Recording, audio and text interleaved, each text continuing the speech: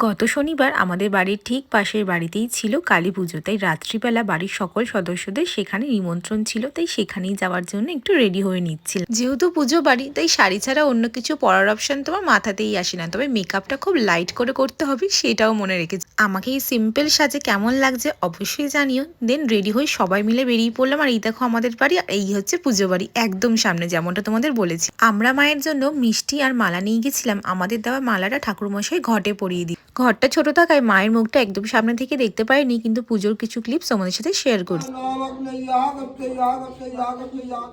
তারপর সবাই মিলে খাওয়া দাওয়ার পর্ব সেরে নিলাম। প্রথমে দিল কড়াশুটির কচুরি সাথে চানা মাছ। শীতকাল চলে গেল, এই কচুরি কিন্তু অল টাইম ফেভারিট। তারপরে পেলাম ঝুরঝুরে বাসন্তী পোলাও, বেগুনি আর আলুর দম। আমি জানি তোমরা আমার খাওয়া দাওয়া রিলেটেড কন্টেন্ট ভিডিও দেখতে খুব ভালোবাসো, তাই পুজো বাড়িতে গিয়েও কিন্তু আমি ভিডিওটা করলাম তোমাদের জন্য। চলো, আমি তো খুব এনজয় করে খাবারটা খেলাম, আর তোমরা ভিডিও দেখে এনজয় করে থাকলে সাবস্ক্রাইব করে দেখা হচ্ছে নেক্সট ভিডিও।